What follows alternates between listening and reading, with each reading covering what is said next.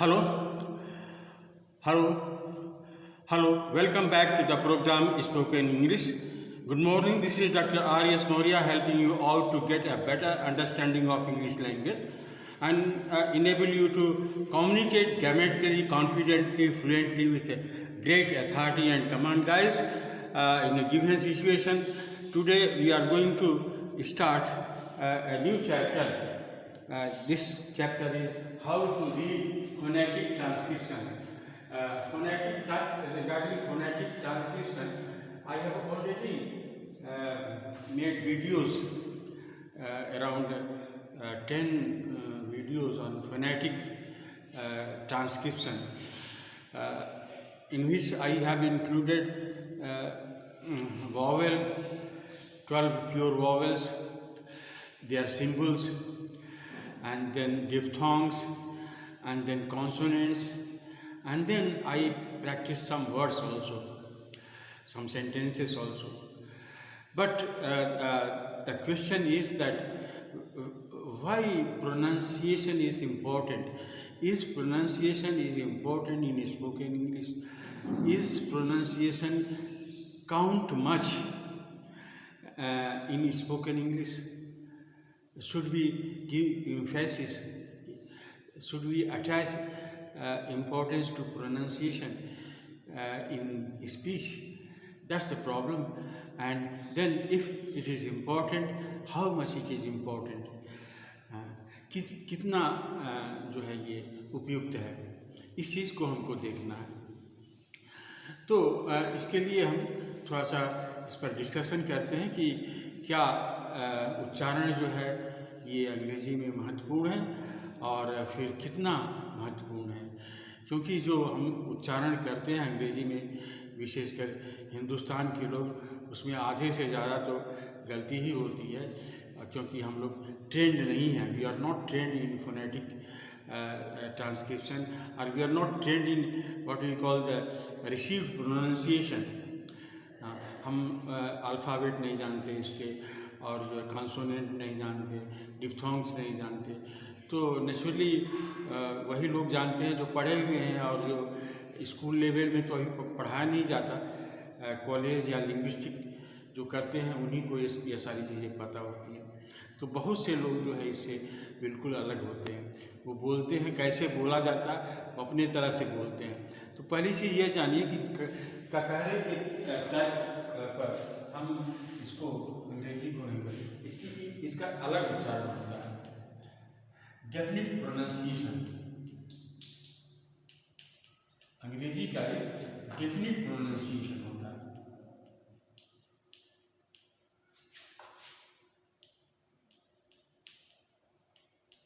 हर भाषा की होती है और अंग्रेजी का तो अलग होता है, क्योंकि अंग्रेजी ग्लोबल भाषा है, हर जगह बोली जाने वाली भाषा है. और इसको बोलने वाले इंडियन ही नहीं हैं, तमिल भी हैं, फिर जापानीज़ हैं, फिर नेपालीज़ हैं, एशिया के बहुत से लोग हैं जिसके साथ हम लोग रहते हैं. और फिर इसके बाद जो है यूरोप के लोग हैं, ऑस्ट्रेलिया के लोग हैं, सिडनी से लोग आते हैं, जर्मनी से आते हैं लोग. तो क्या ये इन लोगों की जो है जो बोलते हैं वो एक जैसा बोलते हैं? तो बाय एंड लार्ज हम जो कोई अंग्रेज़ी बोलता है तो हम समझते हैं ये क्या बोलने की कोशिश कर रहा है. कुछ तो बहुत वो नेटिव होते हैं, नेटिव एक्सेंट होते हैं, जो कि बिल्कुल समझ में नहीं आता, इतनी तेज़ी से बोलते हैं कि लोगों को नहीं समझ में आता. लेकिन ऐसी बात नहीं है. आप डिपार्टमेंट ऑफ इंग्लिश में जाइए कहीं भी, चाहे वो ब्रिटेन में हो या जो ऑस्ट्रेलिया में जाइए या यूएसए में जाइए, ऐसी कोई बात नहीं है. थोड़ा सा वेरिएशन होता. 25% जो है एजुकेटेड पीपल भी नहीं समझ पाते, क्योंकि उनके एक्सेंट अलग होते हैं. जैसे उदाहरण के में हम आपको एक फनी इंसिडेंट बताते हैं. जब मैं बनारस हिंदू यूनिवर्सिटी में पढ़ रहा था तो वहाँ पर कोई रसा से नहीं रहे, यूएसए से एक बहुत बड़ा आदमी जाइन जैसा आया और हेड ऑफ द डिपार्टमेंट से मिला, और वो जानना चाहता था कि यहाँ बनारस हिंदू यूनिवर्सिटी में कैसी पढ़ाई होती है. वो भी इसी डिपार्टमेंट में आया. तो हमारे एक प्रोफेसर थे, रीडर थे वो मुखर्जी साहब, उन्होंने कहा कि सर व्हेन डिड यू कम? तो उन्होंने बताया कि आई केम स्टडी। सो देन फिर कहा कि when did you come to this department? And he said I have come today, I have come today. तो when did you come to this department? तो he said I come today. उसका कहना ये था कि I have come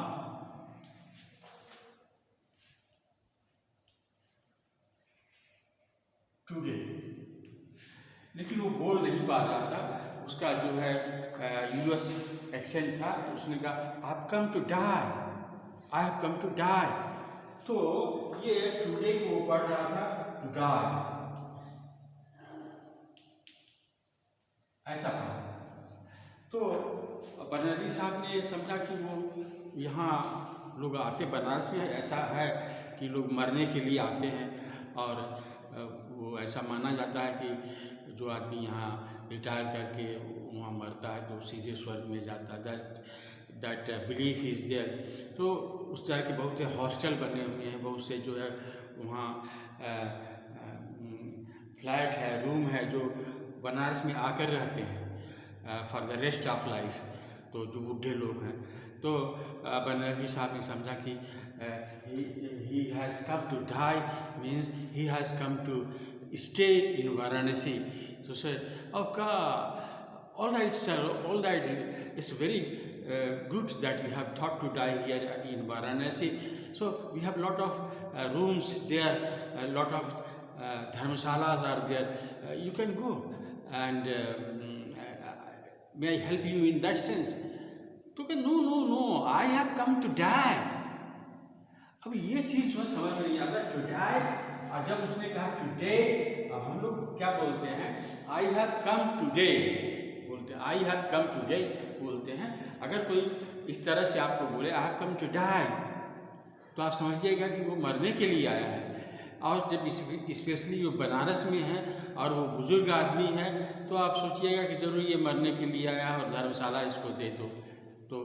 तो ये क्या है, इट इज़ ए मिसअंडरस्टैंडिंग। तो कभी कभी हमको मिसअंडरस्टैंडिंग होती है, किसी वर्ड पर, किसी चीज़ पर हम नहीं समझ पाते। तो प्रोनाउंसिएशन अगर अच्छा नहीं है, एक जैसा नहीं होगा, तो कन्फ्यूज़न होगा। टू डाई, आप कम टू, ये तो समझिए आप कम समझिए, आप यहाँ तक तो समझ, लेकिन ये क्या टू डाई टुडे, तो सही उच्चारण क्या होना चाहिए?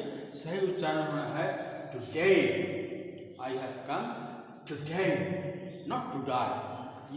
ये टुडे का जो उच्चारण होता है वो ऐसे लिखा जाता है इसको, और यहाँ पर जो है स्ट्रेस होता है today, it is called today, today, today. तो उसको ऐसे बोलना चाहिए था, और ये गलत चीज़ है। तो मैं आपको बता रहा, ऐसी बात यहाँ नहीं है। BBC London was interested with this problem, and it was reported that BBC London took responsibility of settling down the various pronunciation by the people of different countries. So BBC London ने एक चीज़ बनाया जिसको हम बोलते हैं received pronunciation. उसको BBC London ने, उसमें डेनियल जोन्स थे, पढ़े लिखे लोग थे, क्योंकि BBC London was a news channel, very famous news channel and authentic news channel. It was famous the entire world in the, so BBC London thought out to bring a settlement कि कैसे, तो उन्होंने नाम दिया received pronunciation, उसको बोलते हैं received pronunciation.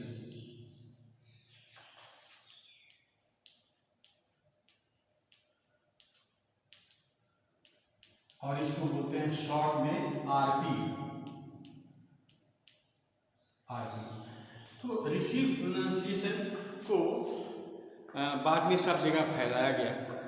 It was spread to all the countries where English was spoken.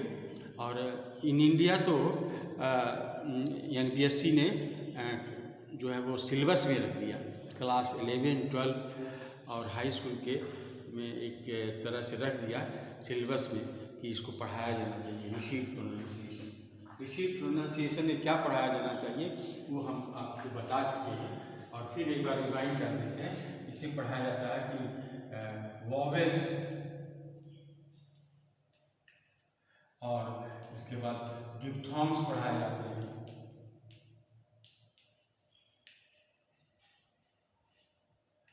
और कॉन्सोनेंट का है तीसरा जो है कॉन्सोनेंट, ये चीज इसके साउंड पढ़ाए जाते हैं। और इसका मैंने वीडियो बना रखा, प्लीज़ आप इसको जाइए, इस पर देखिए कि कैसे वोवेल होता है और डिप्थॉन्ग्स क्या होता है, कॉन्सोनेंट्स क्या होता है। जैसे आप पढ़े हैं तो आप चाहे MSc की हो, चाहे अगर आप स्पेशली इस चीज़ को नहीं पढ़े हैं तो आप जानते हैं कि अंग्रेजी में 5 वोवेल होते हैं, A, E, I, O, U। लेकिन अगर हम आपको कहें कि अंग्रेजी में 12 प्योर वोवेल होते हैं, तब आपको आश्चर्य लगेगा। क्यों लगेगा? क्योंकि ये रिसीव प्रोनाउंसिएशन में इस तरह से ये डिज़ाइन किया गया कि वोवेल्स जो है 12 होते हैं और 8 डिप्थॉन्ग्स होते हैं, और इसके बाद जो है कॉन्सोनेंट्स होते हैं, कॉन्सोनेंट के साउंड्स होते हैं। ये भी वेरियस है। तो कम से कम इस चीज़ को जानना जरूरी होता है। तो अगर आपने ये पढ़ा है तो आप डिक्शनरी में आप इसको देखेंगे, जो वर्ड आप चाहते हैं कि इसको क्लियर बोला जाए, आप डिक्शनरी में देख करके बोल सकते हो। एक और चीज़ है इंटरनेशनल अल्फ़ाबेट, इसको क्या कहते हैं, इंटरनेशनल फोनेटिक अल्फ़ाबेट। एक और चीज़ निकला, ये करीब वही चीज़ है, थोड़ा सा अंतर हो जाता है। एक इसके बाद और बनाएंगे कि उसको बोलते हैं इंटरनेशनल फोनेटिक अल्फ़ाबेट। इसी को ही कहते हैं, थोड़ा सा इसमें कुछ चेंज है, international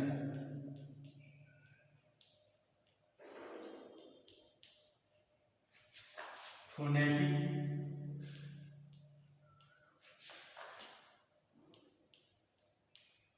alphabet.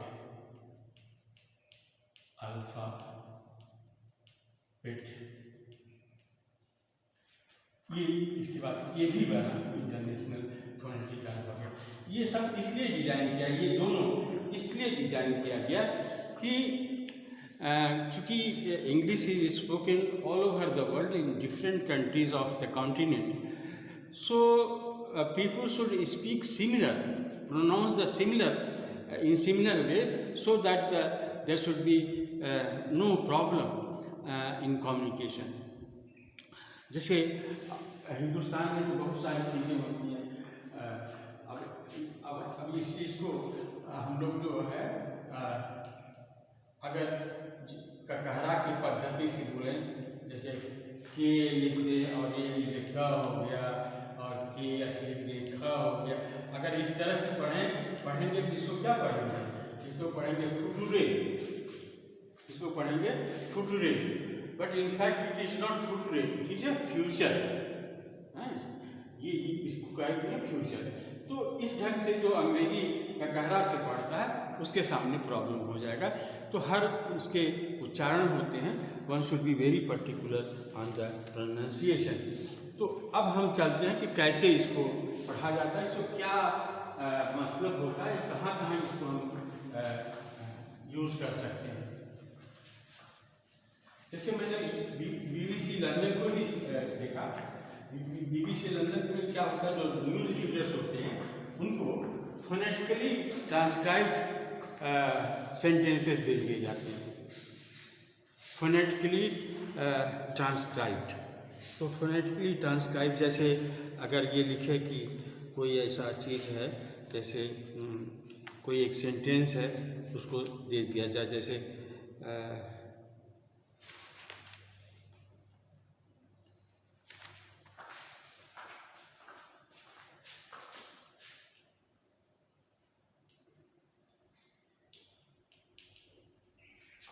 Good morning ma'am.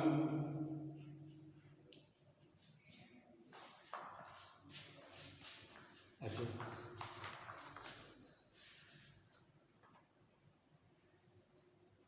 Is it really you?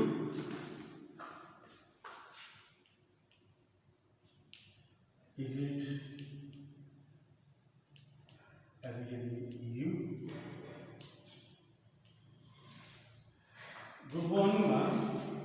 अब इसको जो है इसका ट्रांसक्रिप्शन किया जाता है। गुड मॉर्निंग जैसे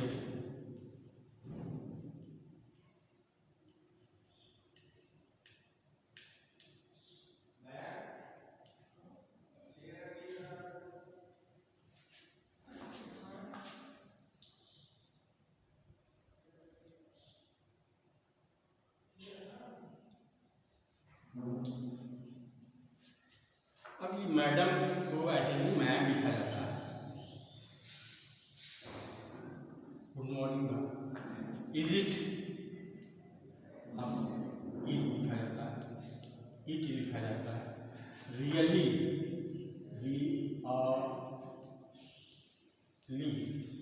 इज रियली यू?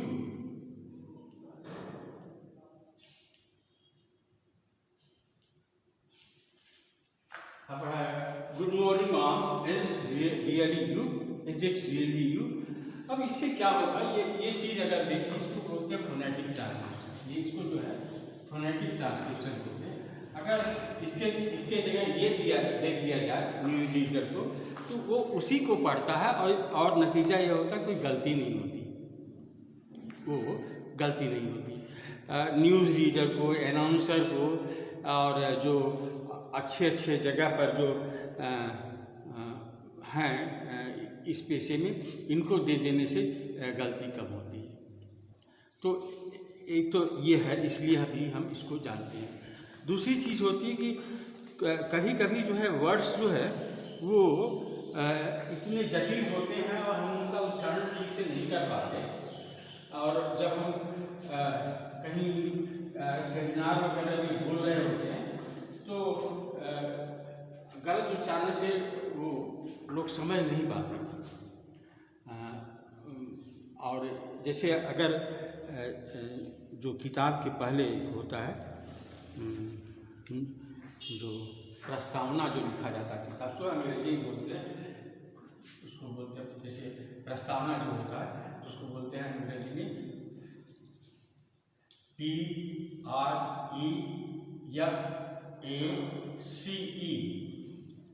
अब इसको आप पढ़ेंगे प्रेफेस, इसको पढ़ेंगे प्रेफेस, इसको प्रेफेस पढ़ेंगे। तो अब ये है जैसे प्रेफेस टू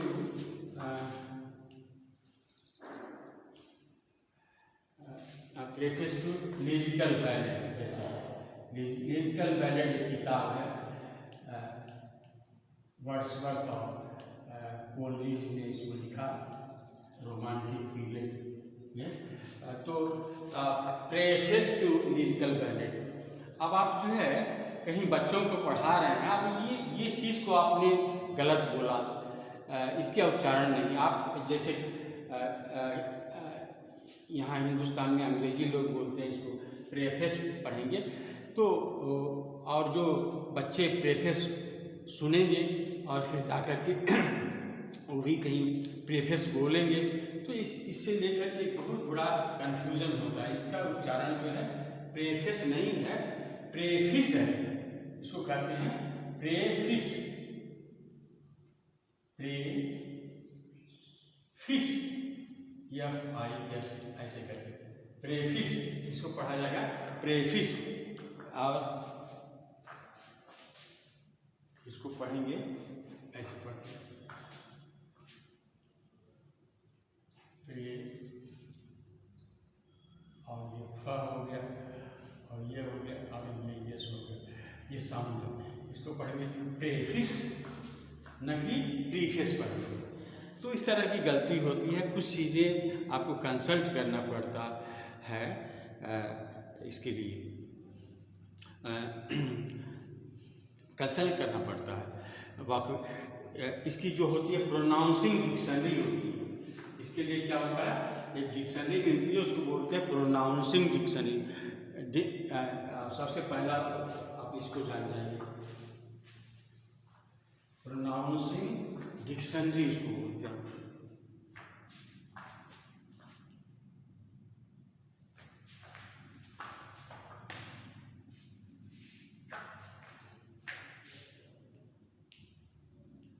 प्रोनाउंसिंग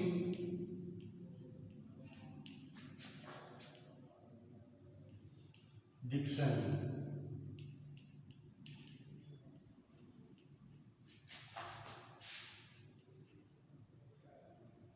ये डेनियल जोन्स ने लिखा, डेनियल जोन्स, आप इसको खरीद सकते हैं। अगर आपको फोनेटिक ट्रांसक्रिप्शन आता है आप इसको जरूर खरीदें, बहुत अच्छी किताब है प्रोनाउंसिंग डिक्शनरी। तो इस तरह से आप देखेंगे कि जो प्रीफेस है उसका उच्चारण जो है प्रेफिस दिया, प्रेफिस इसको बोलते हैं, प्रेफिस टू द लिरिकल बैलेट, प्रेफिस ये पढ़ा जाएगा। इसी तरह से हम छोटी छोटी चीज़ों का भी उच्चारण गलत ही करते हैं। जैसे आपको 1 से 10 तक की गिनती हम बताते हैं, जो बराबर आप करते रहते हैं। 1 से 10 तक की गिनती, इसका फोनेटिक ट्रांसक्रिप्शन मैं करता हूँ। जैसे 1 से 10 की गिनती क्या होता है, 1 2 3 ऐसे होता है, 1 2 3 ऐसे। अब मैं लिखता हूँ, यहाँ पर लिखता हूँ 1 ऐसे, ये पढ़ा जाएगा 1, ये पढ़ा जाएगा 2, ये पढ़ा जाएगा 3, ये पढ़ा जाएगा 4, ये पढ़ा जाएगा 4, ये पढ़ा जाएगा 5, ये पढ़ा जाएगा 6, ये पढ़ा जाएगा 7, ये पढ़ा जाएगा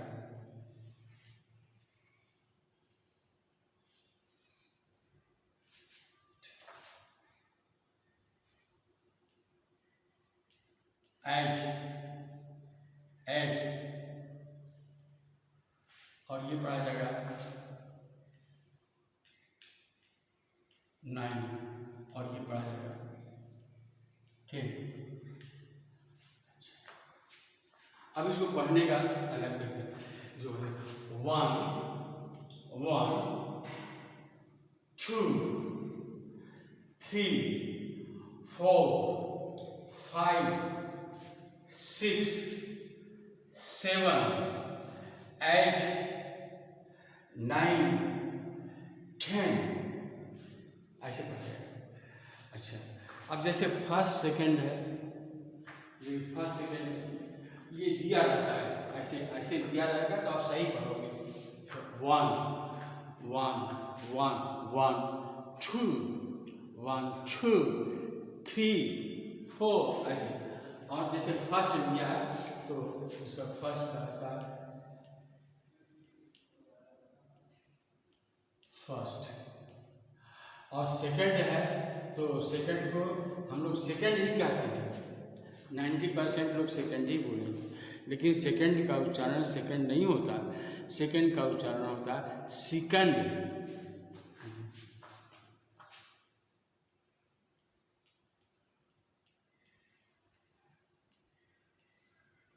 सेकंड, फर्स्ट, सेकंड, थर्ड। अब थर्ड में यह था लिखा जाता है ऐसे था और ऐसे था। तो अब देखिए, अब फर्स्ट लिखा, इसके बाद सेकंड आप गलती बोलते हो तो सेकंड बोलते हो। तो इस तरह की गलती कॉमन है जो हम लोग बराबर करते रहते हैं।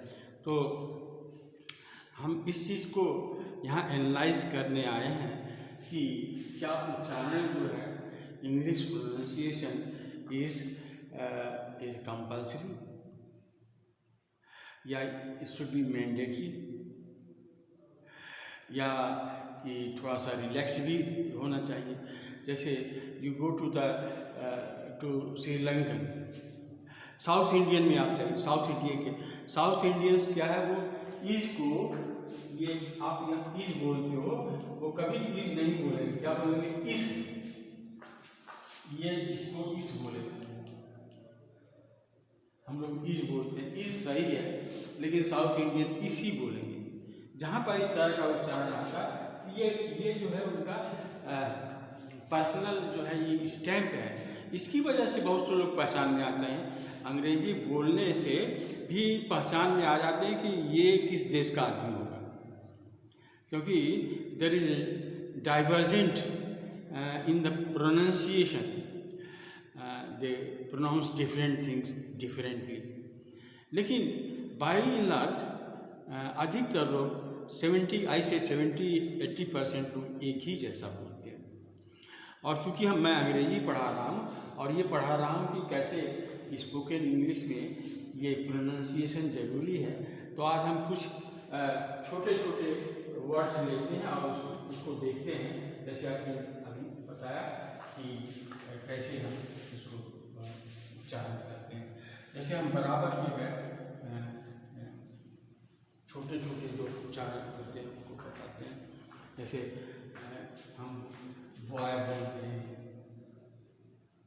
गर्ल बोलते हैं, नहीं गर्ल, और क्या बोलते हैं, शर्ट बोलते हैं, और क्या बोलते हैं, सीट बोलते हैं, सीट बोलते हैं, और क्या बोलते हैं, और भी देखते हैं।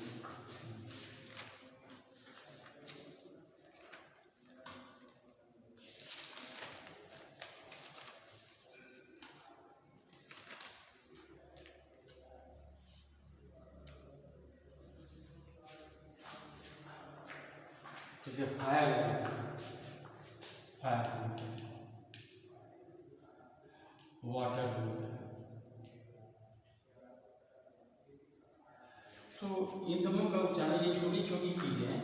जब आप किसी इंग्लिश कम्युनिटी में बैठते हो तो आपको पता चल जाएगा। तो आप ये तो बॉय को सीधे आपने भी बोला जाता बॉय, इसका उच्चारण ये बॉय। गर्ल है तो ये इसका गर्ल्स, ये बोला जाएगा गर्ल्स। अगर प्लूरल है तो उसको बोलेंगे गर्ल्स। ये उच्चारण नहीं होता यहाँ पर, ल का उच्चारण जो है जो राउंड है ये नहीं होता। उसी तरह से शर्ट है तो शर्ट का भी उसी तरह से स हो गया, और इसके बाद जो है इसको ऐसे करेंगे, इसमें भी ल का उच्चारण नहीं होता, शर्ट। अब देखिए ये सीट है, सीट वर्ब है, ये वर्ब है। और जो है, और ये अगर देखें ये नाम, ये वर्ब है। कहते हैं कि take your seat please, take your seat please. तो टेक योर सीट का मतलब हो गया, सीट जो है ये नाउन है। Please sit down, please sit down, ये जो है वर्ब है। ये जो है शॉर्ट वॉवेल है, और ये जो है लॉन्ग वॉवेल। लॉन्ग वॉवेल का मतलब इसको खींचते हैं, sit seat, sit seat, sit seat, ऐसे करके ऐसे होता है। अच्छा, फायर, फायर पे फायर, इसका उच्चारण है या।